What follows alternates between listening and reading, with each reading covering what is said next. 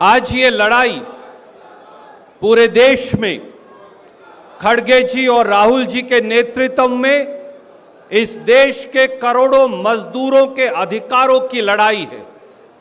ಇವತ್ತು ಈ ಒಂದು ಸಂಘರ್ಷ ಇಡೀ ದೇಶದಲ್ಲಿ ಮಾನ್ಯ ಖರ್ಗೆಜಿ ಅವರ ಹಾಗೂ ರಾಹುಲ್ ಗಾಂಧೀಜಿ ಅವರ ನೇತೃತ್ವದಲ್ಲಿ ದೇಶದ ಕೋಟ್ಯಾನುಗಟ್ಟಲೆ ಏನು ಉದ್ಯೋಗ ಖಾತ್ರಿಯಲ್ಲಿ ಕೆಲಸ ಮಾಡ್ತಾ ಇದ್ರಲ್ಲ ಅವರ ಪರವಾಗಿ ಧ್ವನಿ ಎತ್ತುವಂತ ಸಂಘರ್ಷ। बीजेपी और मोदी सरकार ने इस देश के 11 करोड़ मजदूरों के पेट पर लात मारी है। ಬಿಜೆಪಿಯ ಮೋದಿ ಸರ್ಕಾರ ಈ ದೇಶದ 11 ಕೋಟಿ ಉದ್ಯೋಗ ಖಾತ್ರಿಯಲ್ಲಿ ಕೆಲಸ ಮಾಡ್ತಾ ಇರುವಂತವರ ಹೊಟ್ಟೆಯ ಮೇಲೆ ಒದೆಯುವಂತ ಕೆಲಸ ಮಾಡಿದೆ। असल में यह संख्या 55 करोड़ है, क्योंकि हर मजदूर के घर में 4 सदस्य तो हैं ही। ಇದರಲ್ಲಿ ನಾವು 11 ಕೋಟಿ ಅಂತ ಹೇಳ್ತಾ ಇದ್ದೇವೆ, ಆದರೆ ಆ ಕೆಲಸವನ್ನ ಮಾಡ್ತಾ ಇರುವಂತ ಸದಸ್ಯನ ಮನೆಯಲ್ಲಿ 7 ಜನನ್ನ ಹಿಡಿದ್ರೂ ಕೂಡ ಸುಮಾರು 25 ಕೋಟಿ ಜನಸಂಖ್ಯೆ ಈ ಒಂದು ಮಹಾತ್ಮ ಗಾಂಧೀಜಿ ಉದ್ಯೋಗ ಖಾತ್ರಿಯ ಕೆಲಸದ ಮೇಲೆ ನಿರ್ಭರವಾಗಿದೆ। बीजेपी और मोदी सरकार इस देश के गरीबों, मजदूरों, आदिवासियों, दलितों और पिछड़ों से रोजगार का अधिकार छीन रही है। ಬಿಜೆಪಿಯ ಮೋದಿ ಸರ್ಕಾರ ಈ ದೇಶದ ಬಡವರ, ಆದಿವಾಸಿಗಳ, ದಲಿತರ, ಯುವಕರ, ಮಹಿಳೆಯರ, ಹಿಂದುಳಿದವರ ಕೆಲಸವನ್ನ ಕಸಿದುಕೊಳ್ಳುವ ಕೆಲಸ ಮಾಡ್ತಾ ಇದೆ। बीजेपी और मोदी सरकार मिलकर इस देश के गरीबों की रोजी रोटी की गारंटी छीन रहे हैं। ಬಿಜೆಪಿ ಮತ್ತು ಮೋದಿ ಸರ್ಕಾರವು ಈ ದೇಶದ ಬಡವರ ಗ್ಯಾರಂಟಿ ಆದಂತ ರೊಟ್ಟಿ ಅಂದ್ರೆ ಉದ್ಯೋಗ ಖಾತ್ರಿಯ ಹಕ್ಕನ್ನ ಕೂಡ ಕಸಿದುಕೊಳ್ತಾ ಇದೆ। डॉक्टर मनमोहन सिंह और श्रीमती सोनिया गांधी जी ने, कांग्रेस पार्टी ने इस देश के गरीबों को, इस देश के मजदूरों को, इस देश के एससी, एसटी, ओबीसी को रोजगार की गारंटी महात्मा गांधी नरेगा कानून के माध्यम से दी थी। ಸೋನಿಯಾ ಗಾಂಧೀಜಿ ಅವರು ಮತ್ತು ಆಗಿನ ಪ್ರಧಾನಮಂತ್ರಿಗಳಾದಂಥ ಮನಮೋಹನ್ ಸಿಂಗ್ ಜಿ ಅವರು ಈ ದೇಶದಲ್ಲಿ ಬಡವರಿಗೆ, ದೀನದಲಿತರಿಗೆ, ಓಬಿಸಿ ವರ್ಗದವರಿಗೆ, ಮಹಿಳೆಯರಿಗೆ ದುಡಿಯುವ ಹಕ್ಕನ್ನ ಕೊಟ್ಟಿದ್ರು। ಕಾನೂನು ರೂಪದಲ್ಲಿ ಸಂವಿಧಾನಿಕವಾದಂಥ ದುಡಿಯುವ ಹಕ್ಕನ್ನ ಕೊಟ್ಟಿದ್ರು। कोई व्यक्ति भी पूरे देश के 7.5 लाख गांव में से कहीं भी जाकर हर साल 100 दिन का काम मांग सकता था और दिल्ली की सरकार को उसका पैसा देना गारंटी शुदा था। ಯಾವುದೇ ವ್ಯಕ್ತಿ ಈ ಒಂದು ದೇಶದ 7.5 ಲಕ್ಷ ಹಳ್ಳಿಗಳಲ್ಲಿ ಕೆಲಸ ಮಾಡ್ತೀನಿ ಅಂತ ಹೇಳಿದ್ರೆ ಕೇಂದ್ರ ಸರ್ಕಾರ 100 ದಿವಸ ಆ ವ್ಯಕ್ತಿಗೆ ಅವನು ಇದ್ದಂತ ಹಳ್ಳಿ, ಅವನು ವಾಸವಾದಂತ ಹಳ್ಳಿಯಲ್ಲಿ ಕೆಲಸವನ್ನ ಮಾಡುವಂತ ಹಕ್ಕನ್ನ ಕೊಟ್ಟಿತ್ತು। आज ये सब छीना जा रहा है। ಇವತ್ತು ಇದನ್ನೆಲ್ಲ ಕೂಡ ಕಸಿದುಕೊಳ್ಳುವಂತ ಕೆಲಸ ಆಗ್ತಾ ಇದೆ। ये नया कानून जो बीजेपी और मोदी सरकार लेकर आई है, उसमें अब केंद्र सरकार को बजट देने की आवश्यकता नहीं, वो केवल 60% बजट देंगे और 40% बजट की जिम्मेवारी अब प्रांतीय सरकारों पर डाल दी गई। ಇವಾಗ ಏನು ಈ ಹೊಸ ಕಾನೂನನ್ನ ತೆಗೆದುಕೊಂಡು ಕೇಂದ್ರ ಸರ್ಕಾರ ಬಂದಿದೆ, ಈ ಕೇಂದ್ರ ಸರ್ಕಾರದ ಈ ಹೊಸ ನೀತಿಯಲ್ಲಿ ಬರೀ 60% ಮಾತ್ರ ಕೇಂದ್ರ ಸರ್ಕಾರ ಈ ಯೋಜನೆಗೆ ಹಣವನ್ನ ಕೊಡುತ್ತೆ ಮತ್ತು ರಾಜ್ಯ ಸರ್ಕಾರಗಳು 40% ಹಣವನ್ನ ಕೊಡಬೇಕಾಗುತ್ತೆ। पर दोस्तों, साथियों, प्रांतीय सरकारों के पास पैसा कहां है? जीएसटी से, फाइनेंस कमीशन से 5 लाख करोड़ का सेस लगाकर सारा पैसा तो दिल्ली की सरकार ने अपने पास रख लिया है। ಬಂಧುಗಳೇ, ರಾಜ್ಯ ಸರ್ಕಾರದಲ್ಲಿ ದುಡ್ಡು ಎಲ್ಲಿಂದ ಬರಬೇಕು? ಕೇಂದ್ರ ಸರ್ಕಾರದ ನೀತಿಯಿಂದ ಸೆಸ್ ಆಗಿರಬಹುದು, ಫೈನಾನ್ಸ್ ಕಮಿಷನ್ ಆಗಿರಬಹುದು, ಜಿಎಸ್ಟಿ ಆಗಿರಬಹುದು, 5 ಲಕ್ಷ ಕೋಟಿ ಹಣವನ್ನ ರಾಜ್ಯ ಸರ್ಕಾರದ ಹಣವನ್ನ ಕೇಂದ್ರ ತೆಗೆದುಕೊಂಡಿದೆ। अकेले कर्नाटक की सरकार का 70-75 हजार करोड़ रुपए से ज्यादा पैसा आज मोदी सरकार दे नहीं रही, रिलीज नहीं कर रही है। ಬಂಧುಗಳೇ,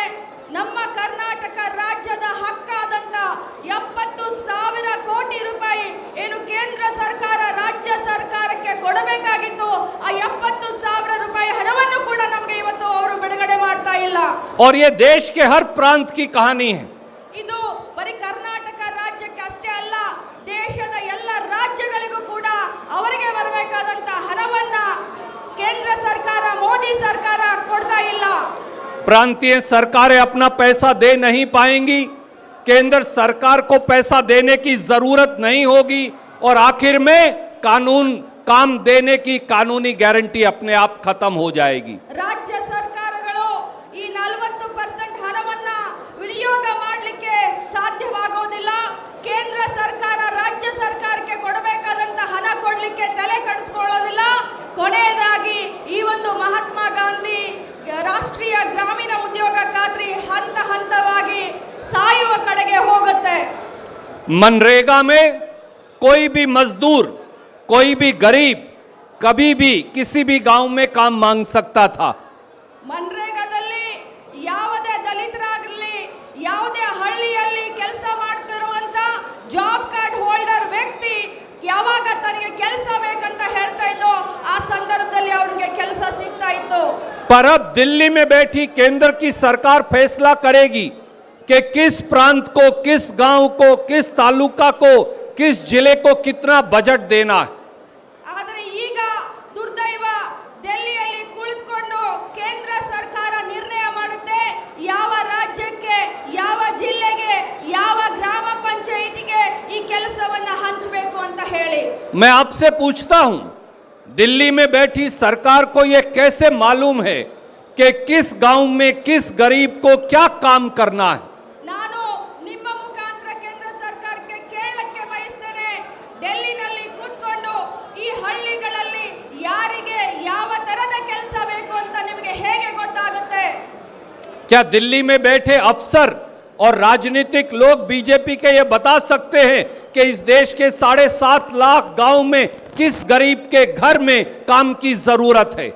ಡೆಲ್ಲಿಯಲ್ಲಿ ಕುಳಿತುಕೊಂಡಂತ ದೊಡ್ಡ ದೊಡ್ಡ ಆಫೀಸರ್ಗಳಾಗಿರಬಹುದು, ಕೇಂದ್ರ ಸರ್ಕಾರ ಬಿಜೆಪಿಯ ಎಲ್ಲ ಲೀಡರ್ಗಳಿಗೆ ಕೇಳಲಿಕ್ಕೆ ಬಯಸ್ತೇನೆ, 7.5 ಲಕ್ಷ ಹಳ್ಳಿಗಳಲ್ಲಿ ಆ ಹಳ್ಳಿಯ ಮನೆಯಲ್ಲಿ ಯಾವ ಕೆಲಸ ಬೇಕು, ಯಾರಿಗೆ ಕೆಲಸ ಬೇಕು ಅಂತ ಇದು ನಿಮಗೆ ಗೊತ್ತಾಗುತ್ತಾ?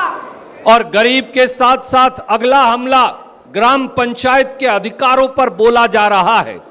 ಬಡವರ ಜೊತೆಗೆ ಬಂಧುಗಳೇ, ಬಡವರ ಜೊತೆಗೆ ಮುಂದಿನ ಅವರ ಹೆಜ್ಜೆ ಈ ಗ್ರಾಮ ಪಂಚಾಯಿತಿಯ ಮೇಲೆ, ಒಂದು ಗ್ರಾಮ ಪಂಚಾಯಿತಿ ಅಧಿಕಾರದ ಮೇಲೆ ಕಗ್ಗೋಲೆಯನ್ನ ಮಾಡುವಂತ ಒಂದು ಹುನ್ನಾರ ಇದೆ.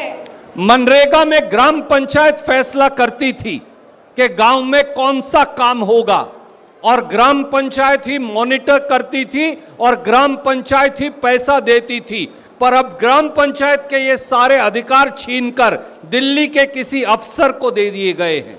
ಮಹಾತ್ಮ ಗಾಂಧಿ ರಾಷ್ಟ್ರೀಯ ಉದ್ಯೋಗ ಖಾತ್ರಿಯಲ್ಲಿ ಗ್ರಾಮ ಪಂಚಾಯಿತಿಗಳು ಗ್ರಾಮ ಸಭೆಯ ಮುಖಾಂತರ ಡಿಸಿಷನ್ ಮಾಡ್ತಾ ಇದ್ವು, ಈ ಹಳ್ಳಿಯಲ್ಲಿ ಈ ಗಲ್ಲಿಯಲ್ಲಿ ಎಲ್ಲಿ ಕೆಲಸ ಆಗಬೇಕನ್ನೋದನ್ನ. ಆದ್ರೆ ಈಗ ತಂದಂತ ಹೊಸ ಕಾನೂನಿನಲ್ಲಿ ಡೆಲ್ಲಿಯಲ್ಲಿ ಕೂತ್ಕೊಂಡು ಅವರು ಹಳ್ಳಿಯಲ್ಲಿ ಆಗಬೇಕಾಗಿರುವಂತ ಕೆಲಸವನ್ನ, ನಿರ್ಣಯವನ್ನ ಡೆಲ್ಲಿಯಲ್ಲಿ ಮಾಡ್ತಾರೆ. मेरे भाइयों और बहनों और दोस्तों, ये हमला इस देश के गरीब पर है, वो चाहे किसी भी जाति या धर्म से हो. ನನ್ನ ಅಕ್ಕ ತಂಗಿಯರೇ, ಅಣ್ಣ ತಮ್ಮಂದಿರೇ, ಬಂಧುಗಳೇ, ಇದು ಬಡವರ ಮೇಲೆ ಆಗ್ತಾ ಇರುವಂತ ಒಂದು ಕಗ್ಗೋಲೆ ಅಂತ ಹೇಳಲಿಕ್ಕೆ ಬಯಸ್ತೇನೆ. ये हमला इस देश की ग्राम पंचायत के अधिकारों पर है. ಈ ಒಂದು ದೌರ್ಜನ್ಯ ಗ್ರಾಮ ಪಂಚಾಯಿತಿಯ ಅಧಿಕಾರದ ಮೇಲೆ ಇದೆ ಅಂತ ಹೇಳಲಿಕ್ಕೆ ಬಯಸ್ತೇನೆ. ये हमला इस देश के गरीब के पेट पर है. ಈ ಒಂದು ದೌರ್ಜನ್ಯ ಹಳ್ಳಿಯಲ್ಲಿ ಇರುವಂತ ಆ ಬಡವನ ಹೊಟ್ಟೆಯ ಮೇಲೆ ಹೊಡೆಯುವಂತಾಗಿದೆ ಅಂತ ಹೇಳಲಿಕ್ಕೆ ಬಯಸ್ತೇನೆ. ये हमला इस देश के गरीब को, शोषित को, वंचित को रोजगार की गारंटी से वंचित करने का है. ಈ ಒಂದು ದೌರ್ಜನ್ಯ, ಈ ಒಂದು ಅತ್ಯಾಚಾರ ಆ ಒಂದು ಬಡವನ ಒಂದು ಏನು ಕೆಲಸ ಮಾಡುವಂತ, ಕೂಲಿ ಮಾಡುವಂತ ಗ್ಯಾರಂಟಿಯನ್ನ ಕಸಿದುಕೊಳ್ಳುವುದಾಗಿದೆ ಅಂತ ಹೇಳಲಿಕ್ಕೆ ಬಯಸ್ತೇನೆ. ये हमला गरीब के मुंह का निवाला छीनने का है. ಈ ಒಂದು ದೌರ್ಜನ್ಯ ಆ ಬಡವನ ತುತ್ತನ್ನ ಕಸಿದುಕೊಳ್ಳುವಂತಾಗಿದೆ ಅಂತ ಹೇಳ್ತೀನಿ. ये लड़ाई अकेले कांग्रेस पार्टी की नहीं, ಈ ಒಂದು ಯುದ್ಧ, ಈ ಒಂದು ಪ್ರತಿಭಟನೆ ಬರೀ ಕಾಂಗ್ರೆಸ್ ये लड़ाई इस देश के गरीब की है। ಈ ಒಂದು ಪ್ರತಿಭಟನೆ, ಈ ಒಂದು ಯುದ್ಧ, ಈ ಒಂದು ಸಮರ ಇದು ದೇಶದ ಬಡವರದ್ದಾಗಿದೆ. ये लड़ाई इस देश की महिलाओं और युवाओं की है। ಈ ಒಂದು ಲಡಾಯಿ, ಈ ಒಂದು ಯುದ್ಧ ದೇಶದ ಮಹಿಳೆಯರ ಮತ್ತು ಯುವಕರದ್ದಾಗಿದೆ. ये लड़ाई इस देश के SC ST OBC की है। ಈ ಪ್ರತಿಭಟನೆ ನಮ್ಮ ದೇಶದ ಎಸ್ಸಿ ಎಸ್ಟಿ ಮತ್ತು OBCಗಳದ್ದಾಗಿದೆ. बीजेपी की सरकार बड़े बड़े उद्योगपतियों का 23 लाख करोड़ माफ कर सकती है। ಬಿಜೆಪಿಯ ಕೇಂದ್ರ ಸರ್ಕಾರ, ಮೋದಿ ಸರ್ಕಾರ ಬಂಡವಾಳ ಶಾಹಿಗಳ 23 ಲಕ್ಷ ಸಾಲವನ್ನ ಮನ್ನಾ ಮಾಡುತ್ತೆ. पर मनरेगा का 1 लाख करोड़ इस देश के 55 करोड़ परिवारों को, लोगों को देने से इनकार कर रही है। ಆದ್ರೆ ದುರ್ದೈವ, ಮನರೇಗಾದಲ್ಲಿ ಕೆಲಸ ಮಾಡ್ತಾ ಇರುವಂತ 7.5 ಲಕ್ಷ ಹಳ್ಳಿಗಳ 55 ಲಕ್ಷ ಕುಟುಂಬಗಳ ಒಂದು ನಿರ್ವಹಣೆ ಆಗ್ತಾ ಇರುವಂತ ಈ ಒಂದು ಯೋಜನೆಗೆ 1 ಲಕ್ಷ ಕೋಟಿ ಕೊಡ್ಲಿಕ್ಕೆ ಆಗ್ತಾ ಇಲ್ಲ.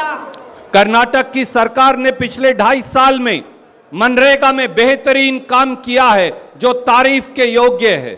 ಕರ್ನಾಟಕ ಸರ್ಕಾರ ಈ ಒಂದು ಮನ್ರೇಗಾ ಕೆಲಸದಲ್ಲಿ ಕಳೆದ 2.5 ವರ್ಷದಲ್ಲಿ ಅತ್ಯುತ್ತಮವಾದಂತ ಕೆಲಸವನ್ನ ಮಾಡಿದೆ ಮತ್ತು ಪ್ರಶಸ್ತಿಗೆ ಅದು ಭಾಗಿಯಾಗಿದೆ ಅಂತ ಹೇಳಲಿಕ್ಕೆ ಬಯಸ್ತೇನೆ. बीजेपी को इससे तकलीफ है, इसलिए वो पूरे देश में गरीबों का कर्नाटक सहित ये अधिकार छीन रहे हैं। ಬಿಜೆಪಿಗೆ ಇದನ್ನ ನೋಡಿದ್ರೆ ಅದು ಒಂಥರ ಹೊಟ್ಟೆ ಉರಿ. ಅದಕ್ಕೋಸ್ಕರ ಇಡೀ ದೇಶದಲ್ಲಿ ಕರ್ನಾಟಕ ಹಿಡಿದು ಇಡೀ ದೇಶದ ಬೇರೆ ಬೇರೆ ರಾಜ್ಯದ ಅಧಿಕಾರವನ್ನ ಕಸಿದುಕೊಳ್ಳಲಿಕ್ಕೆ ಹೊರಟಿದೆ. दोस्तों, साथियों, आखिर में मैं यही कहूंगा, ये लड़ाई मिलकर हम सबको लड़नी पड़ेगी, क्यों ये लड़ाई महात्मा गांधी के हिंदुस्तान की लड़ाई है। ಬಂಧುಗಳೇ, ನಾನು ಈ ಸಂದರ್ಭದಲ್ಲಿ ಇಷ್ಟೇ ಹೇಳಲಿಕ್ಕೆ ಬಯಸ್ತೇನೆ. ಈ ಒಂದು ಏನು ಪ್ರತಿಭಟನೆ ಇರಬಹುದು, ಒಂದು ಯುದ್ಧ ಅಂತ ಹೇಳ್ಬೋದು, ಒಂದು ಸಮರ ಅಂತ ಹೇಳ್ಬೋದು, ಇದು ಬರೀ ನಮ್ಮ ನಿಮ್ಮ ಲಡಾಯಿ ಅಲ್ಲ, ಈ ದೇಶದ ಎಲ್ಲ ಬಡವರ ಲಡಾಯಿ ಇದೆ. ಅದನ್ನ ನಾವು ನೀವು ಸೇರ್ಕೊಂಡು ಮಾಡಬೇಕು ಅಂತ ಹೇಳಲಿಕ್ಕೆ ಬಯಸ್ತೇನೆ. महात्मा गांधी श्रम को पूजा का दर्जा दिया करते थे। ಮಹಾತ್ಮ ಗಾಂಧೀಜಿಯವರು ಕಾಯಕಕ್ಕೆ ದೇವರ ಹೆಸರನ್ನ ಇಟ್ಟಿದ್ರು. ಕಾಯಕವೇ ಕೈಲಾಸ ಅನ್ನೋದ್ರಲ್ಲಿ ವಿಶ್ವಾಸವಿಟ್ಟಿದ್ರು. महात्मा गांधी कहा करते थे कि हाथ से काम करने वाला हर व्यक्ति भगवान का अवतार है, भगवान का स्वरूप है। ಮಹಾತ್ಮ ಗಾಂಧೀಜಿಯವರು ಹೇಳ್ತಾ ಇದ್ರು, ಯಾರು ಶ್ರಮ ಪಟ್ಟು ಕೈಯಿಂದ ಕೆಲಸ ಮಾಡ್ತಾರೋ ಅವರೆಲ್ಲರೂ ದೇವರು, ಅವರೆಲ್ಲರೂ ದೇವರ ಸಮಾನ ಅಂತ ಹೇಳ್ತಾ ಇದ್ರು. इसलिए पहले महात्मा गांधी का नाम हटाया और फिर उन करोड़ों करोड़ों मजदूर भगवानों का पेट का निवाला छीन लिया। ಇದರಿಂದನೇ ಕೇಂದ್ರದ ಬಿಜೆಪಿ ಸರ್ಕಾರ ಈ ಒಂದು ಯೋಜನೆಯಿಂದ ಮಹಾತ್ಮ ಗಾಂಧೀಜಿಯವರ ಹೆಸರನ್ನ ತೆಗೆದುಹಾಕಿ ಕೋಟಿಗಟ್ಟಲೆ ಕೆಲಸ ಮಾಡ್ತಾ ಇರುವಂತ ಆ ಬಡವರ ಕೈ ತುತ್ತನ್ನ ಕಸಿದುಕೊಂಡಿತು. इसलिए आइए हम सब मिलकर खड़गे जी, राहुल गांधी जी, सिद्धारमैया जी, DK शिव कुमार जी, कांग्रेस पार्टी के नेतृत्व के झंडे के नीचे मिलकर ये लड़ाई लें और संकल्प लें कि हम तब तक चैन से नहीं बैठेंगे जब तक मनरेगा कानून को इस देश में दोबारा बहाल नहीं करवा देंगे। ಬಂಧುಗಳೇ, ಬನ್ನಿ ನಾವು ನೀವು ಎಲ್ಲರೂ ಸೇರ್ಕೊಂಡು ಮಾನ್ಯ ಖರ್ಗೆಜಿಯವರ ನೇತೃತ್ವದಲ್ಲಿ, ರಾಹುಲ್ ಗಾಂಧೀಜಿಯವರ ನೇತೃತ್ವದಲ್ಲಿ ಇಡೀ ದೇಶದಲ್ಲಿ ಈ ಒಂದು ಕಾನೂನಿನ ವಿರುದ್ಧ ಹೋರಾಟ ಮಾಡೋಣ. ಎಲ್ಲಿಯವರೆಗೆ ಹೋರಾಟ ಮಾಡೋಣ ಅಂತಂದ್ರೆ ಮತ್ತೆ ಮನರೇಗಾ ಕಾನೂನನ್ನ ಪುನರ್ ಸ್ಥಾಪನೆ ಮಾಡುವವರೆಗೆ ನಾವೆಲ್ಲರೂ ಹೋರಾಟ ಮಾಡೋಣ. ये आंदोलन अब हमको हर गांव, हर तालुका और हर जिले में मिलकर लड़ना पड़ेगा। आइए आज यहां से यही संकल्प लेकर जाएं। आप सबका बहुत बहुत शुक्रिया। जय हिंद। ಈ ಒಂದು ಆಂದೋಲನವನ್ನ ನಾವು ಹಳ್ಳಿ ಹಳ್ಳಿಯ ಮಟ್ಟದಲ್ಲಿ ತೆಗೆದುಕೊಂಡು ಹೋಗೋಣ ಮತ್ತು ಇದನ್ನ ವಿಜಯಶಾಲಿ ಮಾಡೋಣ ಅಂತ ಹೇಳ್ತಾ ತಮ್ಮೆಲ್ಲರಿಗೂ ಕೂಡ ಧನ್ಯವಾದವನ್ನ ತಿಳಿಸ್ತೇನೆ. ಜೈ ಹಿಂದ್.